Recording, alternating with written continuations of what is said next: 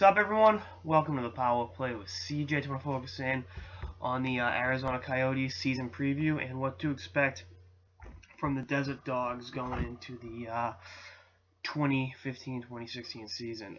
Expect a lot of losses. The team's in the middle of a rebuild, but there's plenty of reason for optimism. A lot of youngsters are going to see ice time next year.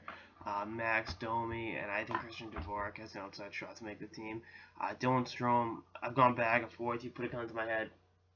I say makes the team. And, you look at the guy they got at the deadline, Dahlbeck from the Blackhawks. I think he'll be up. It's funny, he's the same age as Ekman-Larsson, both only 24, but, Ekman-Larsson's been, an established player for, what is it, 5 years now, and it's like, oh yeah, you forget just how young some of these guys are. But, that's just the reality of the situation with the rebuilding team. There's going to be a lot of growing pains with the squad next year.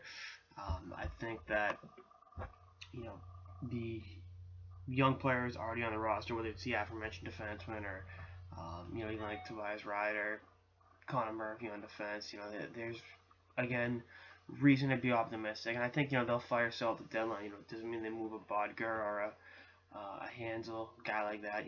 Maybe Shane Doan has his, Ray Bork moment.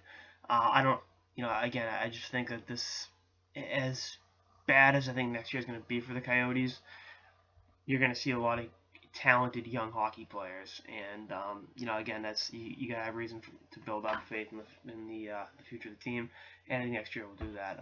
I think they'll be bad enough to the point where they're in the discussion on Austin Matthews, the Phoenix kid, next American phenom.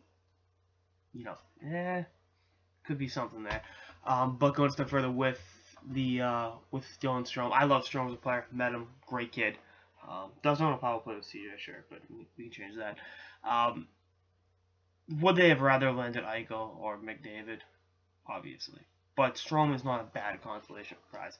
He's a big center that you need in the Western Conference. He's got amazing vision, craftiness, can see the ice very well, as I think I mentioned with vision.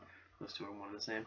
But I think, he'll really come on later in the season if he's on the team. I think he will make the team. I think he needs to fill out his frame a little more. I think he's still a little wiry, but I think going forward, he's going to be a big reason why the team wins hockey games and the team turns their organizational,